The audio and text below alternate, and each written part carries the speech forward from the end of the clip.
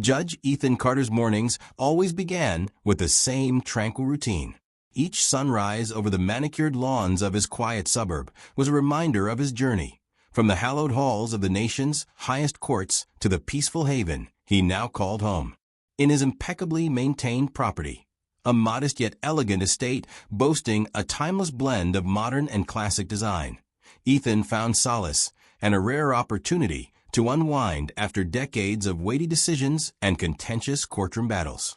His personal study, lined with leather-bound legal tomes and faded photographs of family moments, was where the burdens of the law softened into the background, replaced by the steady rhythm of everyday life. Yet, despite the calm, tension lurked in the perfectly trimmed hedges and pristine walkways. Karen, the self-appointed guardian of community aesthetics and the unofficial queen of the HOA, ruled with an iron fist concealed by a saccharine smile. A petite woman with a penchant for dramatics and a rigid belief in conformity, Karen and her equally entitled board members saw every deviation from their arbitrary rules as a threat to the neighborhood's pristine reputation. Their obsession with uniformity was not just about curb appeal, it was about power. It was on an unusually crisp autumn morning when the first signs of trouble began to manifest. As Ethan was tending to a few stray leaves on his front path, he noticed an envelope affixed to his door. Its stark white paper and formal typeface were instantly recognizable. Another official notice from the HOA. The letter cited a vague violation regarding the improper maintenance of property boundaries, a claim that Ethan knew was nothing more than a thinly veiled excuse for Karen to assert control. For Ethan, whose reputation as a Supreme Court judge rested on his unwavering commitment to fairness and the rule of law, the idea that a local association could dictate the minutiae of his private yard was not only absurd, it was intolerable. Inside the letter were details that painted a picture of bureaucratic overreach. Hefty fines were attached, warnings of legal action were ominously hinted at, and the tone was as condescending as it was inflexible. The letter stated that his unique landscaping choices, particularly a few carefully placed exotic plants and a set of antique sculptures, were in direct violation of community standards. As he read, Ethan's mind raced. How could the very institution meant to foster neighborly support be used as a tool for petty tyranny? Later that day, as the autumn light deepened into a cooler, more unforgiving hue, Ethan found himself face to face with Karen on the sidewalk. Dressed in a perfectly pressed blazer and sporting an expression of controlled ire, Ethan addressed her with the measured tone of someone accustomed to debating life's toughest issues. "Karen, I received your notice regarding my yard. I must say I'm surprised. I've always respected our community's standards, yet your interpretation of them seems arbitrary." Karen's eyes flashed, a mixture of indignation and self-righteous satisfaction. "Judge Carter," she replied in a clipped tone, "the rules are not suggestions. They are there for the good of the community. Your yard, with its eccentricities, is setting a dangerous precedent." Her voice carried the weight of someone convinced of her own superiority, a stark contrast to the calm dignity Ethan exuded. Ethan's reply was measured yet resolute. "I appreciate the intent behind these guidelines, Karen. However, I must remind you that a homeowner's rights and local zoning laws protect personal expression. I take pride in my yard as a reflection of my personal taste and history, and I am prepared to defend that right." In that brief exchange, the stage was set for an escalating drama. What began as a minor misunderstanding had swiftly transformed into a collision between uncompromising civic duty and overzealous regulation. Neighbors watched in hushed curiosity as the two figures, one a symbol of judicial authority and the other of unchecked entitlement, stood locked in a verbal duel. The air felt charged with the promise of impending conflict, the sort that could pit community values against individual rights. As the day faded into evening, Ethan retreated to his sanctuary with a heavy heart. He knew that Karen's challenge was merely the opening salvo in a battle where principles would clash with the self-important whims of an organization that had lost its way. The quiet of his home was now intermingled with a simmering determination. He would not allow his property or his dignity to be reduced to a casualty of arbitrary power. In the silence of his study, surrounded by the legacy of a lifetime dedicated to justice. Judge Ethan Carter prepared for the long road ahead, a battle that promised to expose the dark underbelly of HOA politics and, ultimately, redefine the boundaries of personal freedom in his beloved neighborhood. The next morning, as the first hints of dawn broke over the suburban horizon, Ethan found his mailbox inundated with a series of new documents. Taped to his front door was a stark envelope containing a formal fine, a $750 penalty levied against him for violating community lighting and aesthetic guidelines. The document was dense with legal jargon and threatened further legal action should he not comply within a strict time frame. It was a calculated power move by the HOA, and at its center was Karen, who had long reveled in the perceived authority bestowed upon her by an outdated set of rules. Stepping outside, Ethan was met once again by Karen on the driveway. Today, her demeanor was even more smug, her posture rigid, as if she had a monopoly on truth itself. "The rules apply to everyone, Judge Carter," she said coolly, arms folded as if to underscore her point. "Your property is no exception. The fine is final, and any further noncompliance will be met with legal action." Ethan's response was measured. "I understand the responsibilities of homeownership, Karen, but I must also abide by local laws which protect property rights. I assure you, I have not violated any ordinance." His voice carried both the authority of his position and the calm certainty of someone who had long studied the balance between law and order. Unwilling to back down, Karen's eyes narrowed. "I'm merely doing what's best for our community, Judge. If you have a problem, perhaps you should review your understanding of the guidelines you agreed to when you moved in." She gestured dismissively, as though the fine were not only justified but inevitable. Anger simmered beneath Ethan's composed exterior. Over the following days, he meticulously reviewed the HOA bylaws and local zoning regulations. It became increasingly clear that Karen's interpretation of the rules was less about community welfare and more about wielding power over her neighbors. With this newfound clarity, Ethan decided to take action. He filed a formal complaint with the local zoning office, citing the fine as an abuse of authority and a misinterpretation of established laws. Before his case could be reviewed, however, the situation escalated. A series of anonymous complaints began to surface around the neighborhood. In a matter of hours, inspectors started appearing at doorsteps, armed with clipboards and stern expressions. Their arrival, seemingly coordinated, suggested that Karen had pulled every string in the HOA's network to isolate Ethan and turn public opinion against him. One afternoon, as Ethan was tending to a carefully pruned rose bush in his garden, he noticed a group of inspectors congregated near his fence. The scene was almost surreal, a band of uniformed officials scrutinizing every detail of his property. One inspector, a middle-aged man with a furrowed brow, approached him. "Sir, we've received multiple complaints regarding your property's adherence to community standards. Could you explain this?" The question was posed as if it were a matter of civic duty, yet Ethan couldn't help but sense the underlying pressure. Ethan maintained his composure. "I assure you, officer, all of my modifications are well within my rights as a homeowner and have been approved under local zoning laws." His tone was firm, a reminder that he was not only a citizen, but also a person of authority in the legal realm. The inspector hesitated, clearly torn between protocol and the unmistakable aura of Ethan's conviction.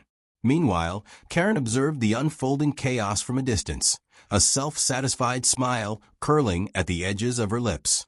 Every new complaint, every visit from an inspector, was a calculated move to undermine Ethan's standing in the community. Yet with each action, Ethan's resolve only hardened.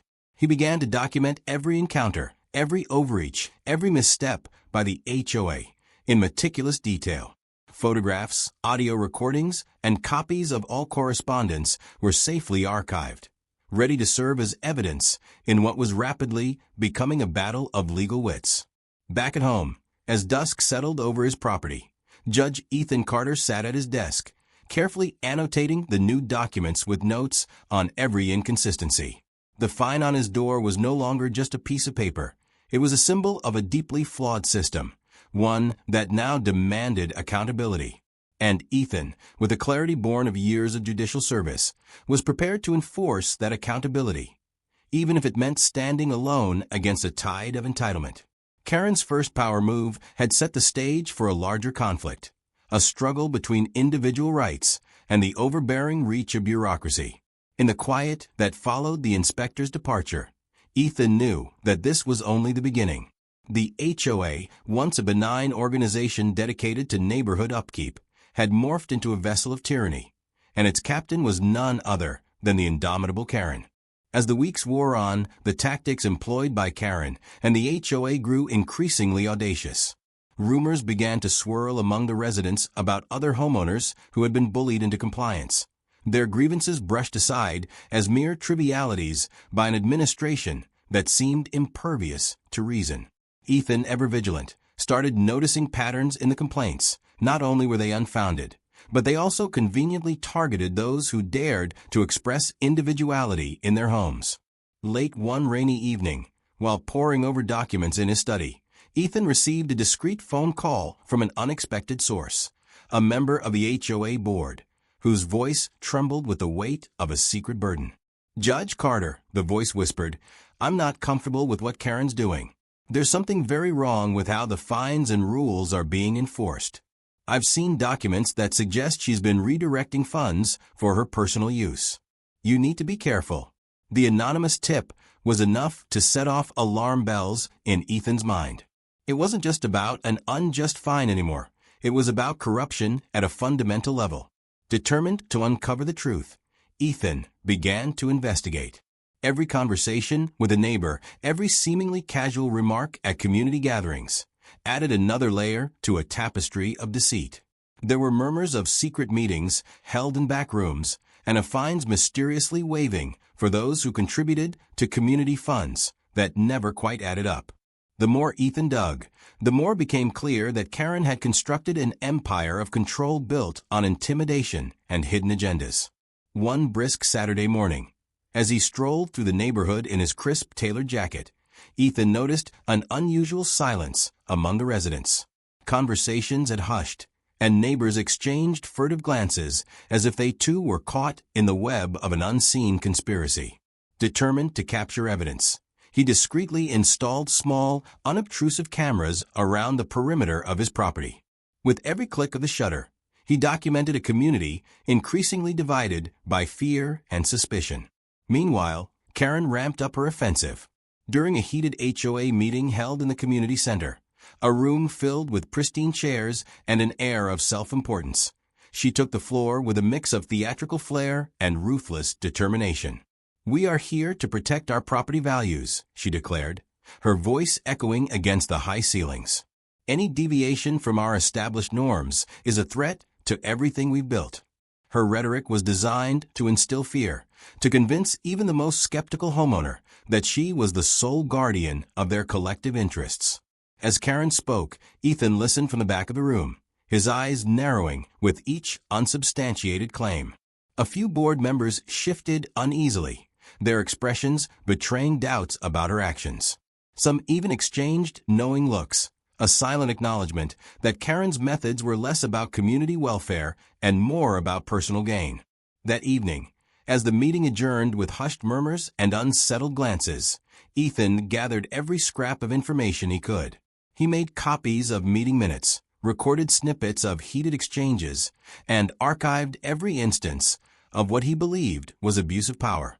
In the weeks that followed, the conflict escalated. Karen began circulating false notices of property violations, not just at Ethan's home, but across the neighborhood. Threats of eviction and property seizure were dangled like swords over anyone who questioned her authority.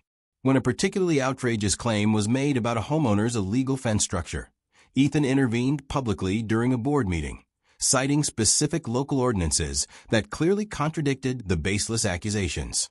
His calm yet authoritative rebuttal was met with a mixture of applause from some residents and a storm of disapproval from those too deeply entangled in the fear of reprisal.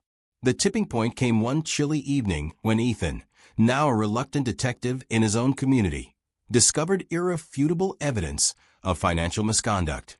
Hidden invoices and irregular fund transfers revealed that Karen had been siphoning money into accounts under her name, funds that were meant for community improvements.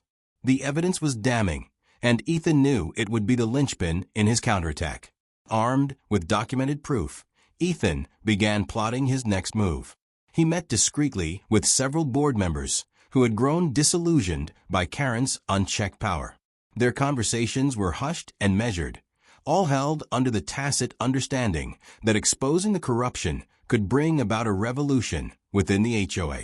This underground alliance promised to be a turning point, a chance to reclaim their neighborhood from the clutches of a woman who had twisted the rules for her own benefit.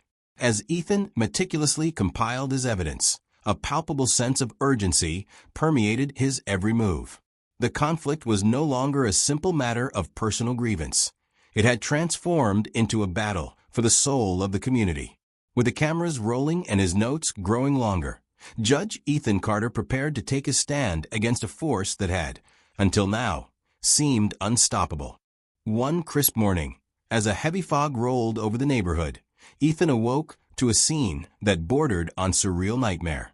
His driveway, usually a source of pride and a symbol of his hard-won independence, was now marred by the unmistakable signs of sabotage.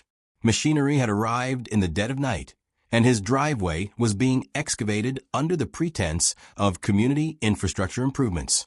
Karen's latest decree claimed that the HOA was expanding sidewalks for better neighborhood cohesion. But Ethan knew that the timing and execution were nothing short of a deliberate provocation. He rushed outside, his heart pounding as he confronted a harried contractor.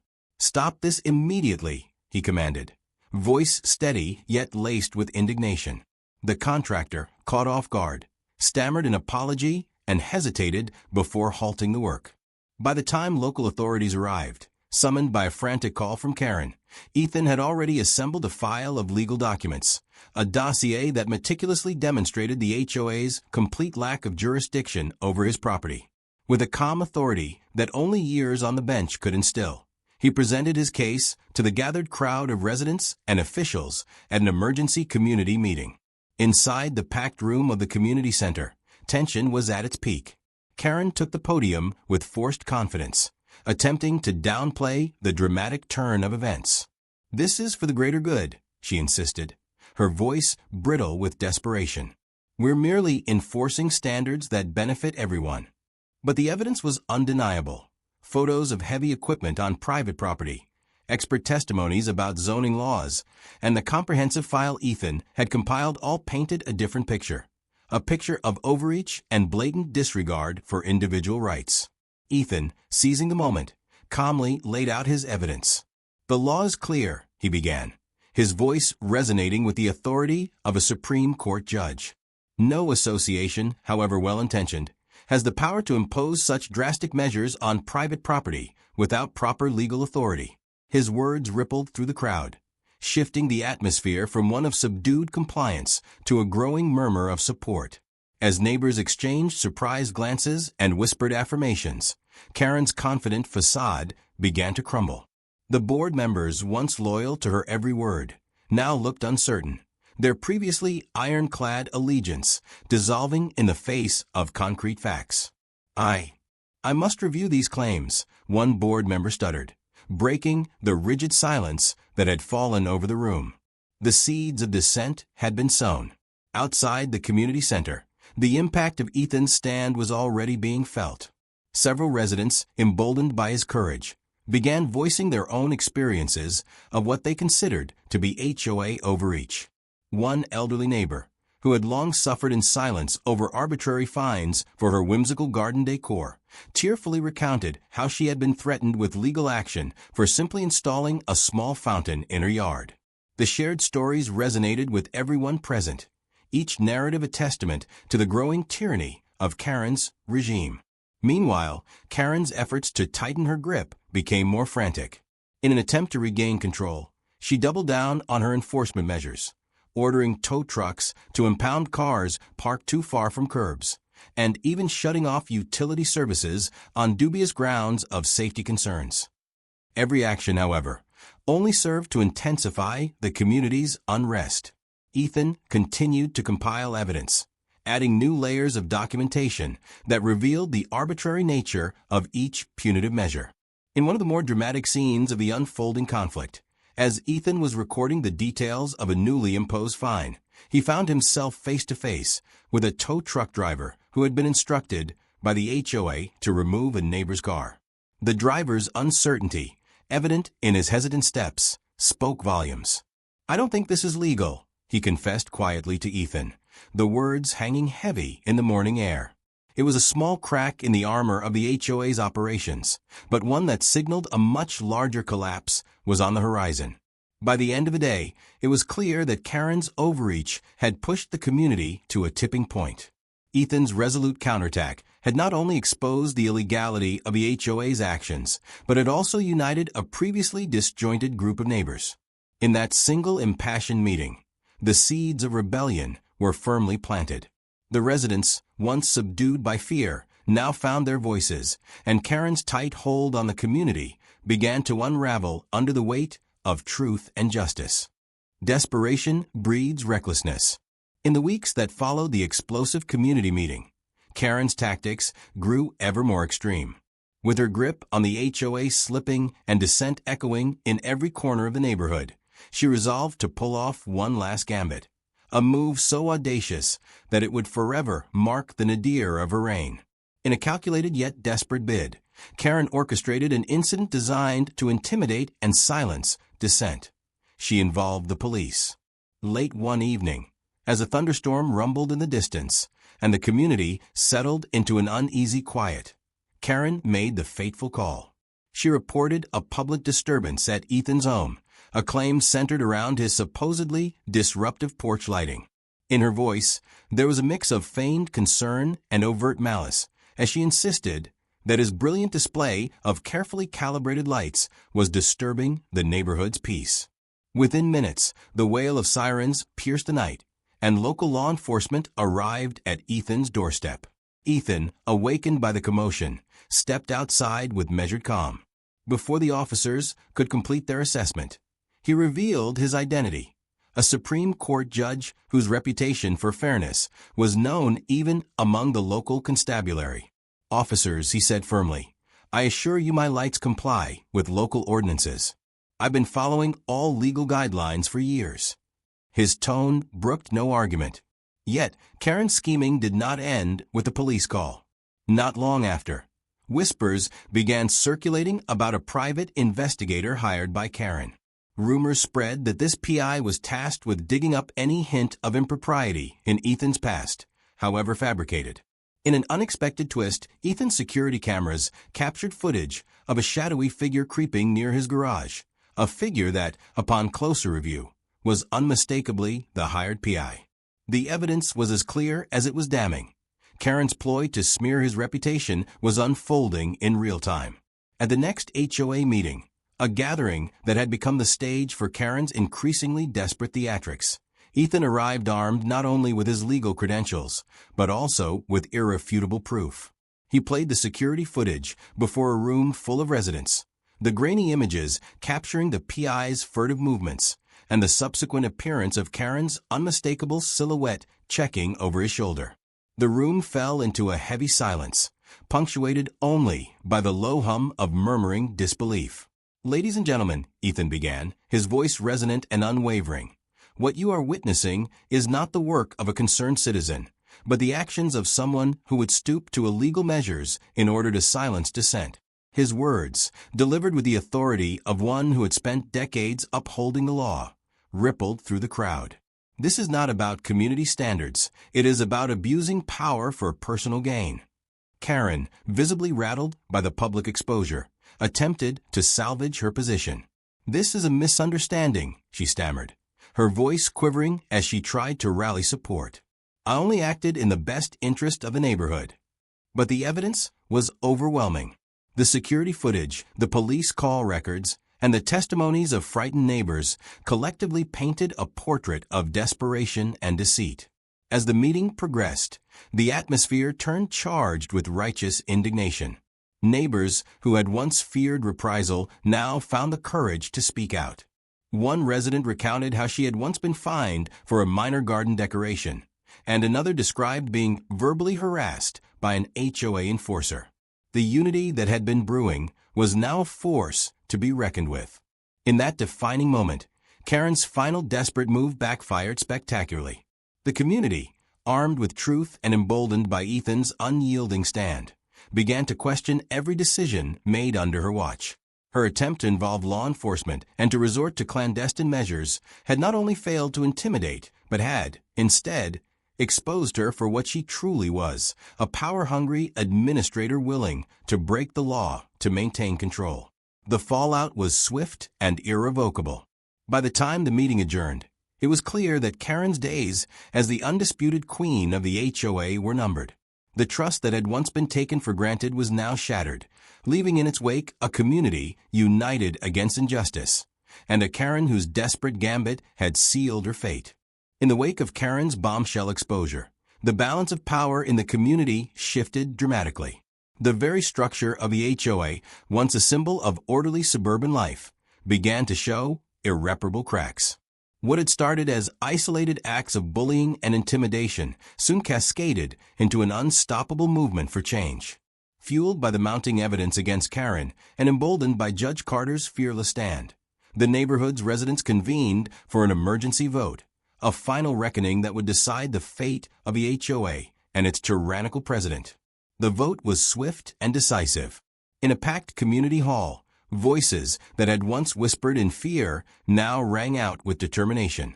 One by one, homeowners cast their ballots, rejecting not only Karen's leadership, but the entire system that had allowed her to operate unchecked. The results were clear. Karen was ousted, and the HOA's authority was suspended pending a full audit of its practices. The news spread like wildfire. In the days that followed, a wave of legal action swept through the community. The local government, spurred by public outcry and backed by Ethan's compelling evidence, launched an investigation into the HOA's operations. It soon became apparent that the corruption extended far beyond Karen's personal vendettas. Misappropriated funds, fabricated fines, and unauthorized actions formed a damning dossier that implicated several board members. The entire institution, built on a foundation of greed and misplaced authority, was now crumbling under the weight of its own misdeeds. Amid this turmoil, Karen's personal life began to unravel. The once indomitable HOA president, now reduced to a pariah in her own community, found herself facing mounting legal and financial pressures. Rumors swirled about her forced resignation, and whispers of a potential property sale added to the mounting evidence of her downfall. As her world collapsed around her, Karen was left with nothing but the bitter taste of defeat. For Ethan, the victory was bittersweet but hard-earned. He had not waged this battle for personal glory, but to restore a fundamental sense of justice and fairness in his community. In a quiet moment on his front porch, where the soft glow of his carefully adjusted lighting now shone as a beacon of defiant resilience, he allowed himself a small smile. The neighborhood, once a stage for tyranny, was reclaiming its voice. Homeowners began to share stories of past grievances and small triumphs, each tale weaving a collective narrative of resistance and hope. At the final HOA meeting, a hastily convened session that now served as an outlet for communal catharsis, Ethan addressed the crowd one last time. Today we stand united, not as victims of an overreaching system, but as champions of our rights, he said, his tone both measured and triumphant. Karen's downfall is not just her own. It is the vindication of every homeowner who has ever felt powerless against bureaucratic tyranny. The room erupted in applause, a cathartic release of pent-up frustration and hope. With Karen's removal and the imminent dissolution of the corrupt HOA, a new chapter was beginning for the community. The legal fallout promised restitution for those who had suffered under the oppressive rules, and board members complicit in the misconduct were held accountable. The scandal had not only restored order, but it also served as a stark reminder that true power lies in transparency, justice, and the collective will of the people. Ethan, now more than ever, embodied the spirit of that justice. His victory was not marked by personal gain, but by the liberation of a community that had long been held hostage by entitlement and abuse of power. In the quiet aftermath of the upheaval, as the neighborhood began to rebuild its trust and redefine its identity, Ethan's porch light shone on as a steadfast symbol of resistance and of a justice that could not be so easily silenced. In the weeks following the dramatic overthrow of Karen and her cronies, the full extent of the HOA's transgressions came to light. Investigations initiated by local authorities quickly revealed systemic abuses within the organization. Illegal fines, fraudulent use of community funds, and unauthorized enforcement measures were just the tip of the iceberg. With mounting evidence, the state launched a series of lawsuits against the HOA, and several board members were summoned for questioning. Judge Ethan Carter played a pivotal role in these legal proceedings. Drawing on his decades of judicial experience, he assisted homeowners in filing a class action lawsuit that challenged the very legitimacy of the HOA's practices. "We must ensure that no one is above the law," he declared at a press conference, his voice echoing the collective sentiment of a community long oppressed by arbitrary power. His involvement lent weight to the case, and soon, news outlets began to cover the unraveling scandal, sparking further public outrage. As court dates were set and legal briefs exchanged, the HOA's leadership was forced to confront the consequences of their actions. The legal verdicts began rolling in, hefty fines were imposed, and the HOA was ordered to cease all enforcement actions until a comprehensive reform could be implemented. For many residents, this marked the beginning of a long overdue reckoning, a chance to rebuild trust in community governance. Even as the legal battles raged on, Ethan's final power move loomed large. In one dramatic court hearing, he presented his extensive file of evidence, a compendium of documents, video footage, and first-hand testimonies that unequivocally demonstrated the extent of the HOA's corruption. The courtroom, filled with skeptical onlookers and determined residents, was transformed into a forum for accountability. With each piece of evidence, Ethan dismantled the facade of legitimacy that the HOA had so carefully constructed. In the end, the judicial process delivered a clear message.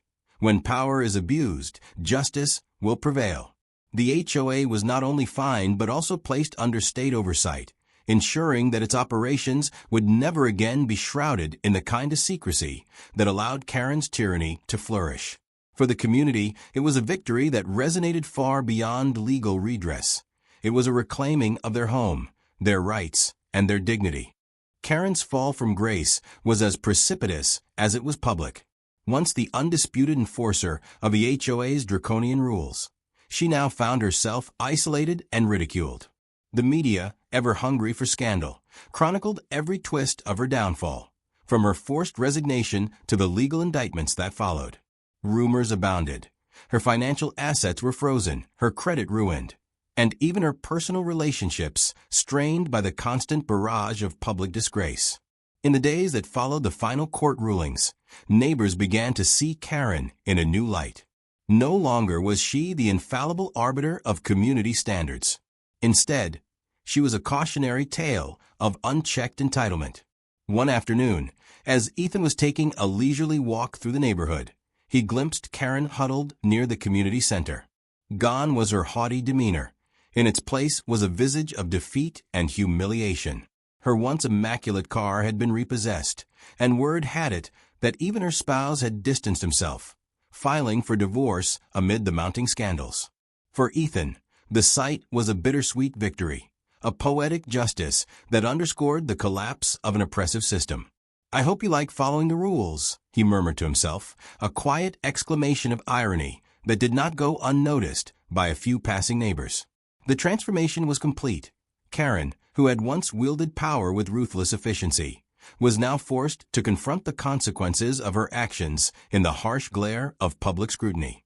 Her final public appearance, an awkward, subdued attempt to address a small group of residents at a hastily organized community forum, was met with stifled laughter and sympathetic glances from those who had suffered under her regime. There was no redemption in her tone, only a resigned acknowledgement of the ruin she had brought upon herself.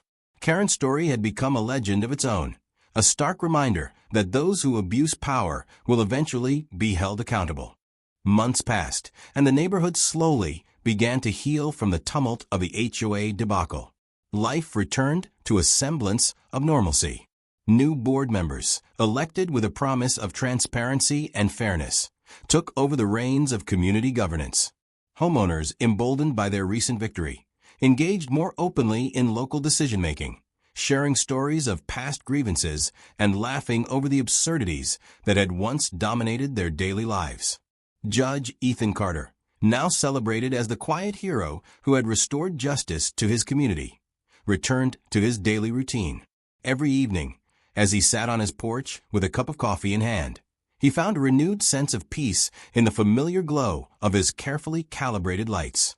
Neighbors would sometimes approach him with a friendly nod or a wry comment, an unspoken acknowledgement of the hard-won battle they had all endured. One crisp evening, as the sun dipped below the horizon and the community gathered for an impromptu block party celebrating their newfound unity, a mischievous resident jokingly handed Ethan a mock HOA violation notice. The paper, emblazoned with absurd accusations, ranging from excessive porch brightness to unauthorized personal sovereignty, was nothing more than a playful reminder of the past. Ethan accepted it with a wry smile, his eyes twinkling with both amusement and satisfaction. In that moment, as laughter mingled with the gentle murmur of the evening breeze, it became clear that the neighborhood had transcended the shadow of tyranny. The dark days of Karen's reign were firmly in the past, a chapter closed by truth, perseverance, and an unwavering commitment to justice. The final mic drop was not delivered with a flourish of rhetoric, but with the quiet, unyielding satisfaction of a community reborn. A community where every resident understood that true power was not in the hands of a single, entitled individual, but in the unity and resilience of the many. And so, as the stars emerged one by one in the clear night sky, Judge Ethan Carter leaned back in his chair and allowed himself a small, contented smile. The battle had been long and arduous, but the message was clear. When entitlement goes unchecked, justice will always find a way to shine through, even if it begins with the simple glow of a well-lit porch.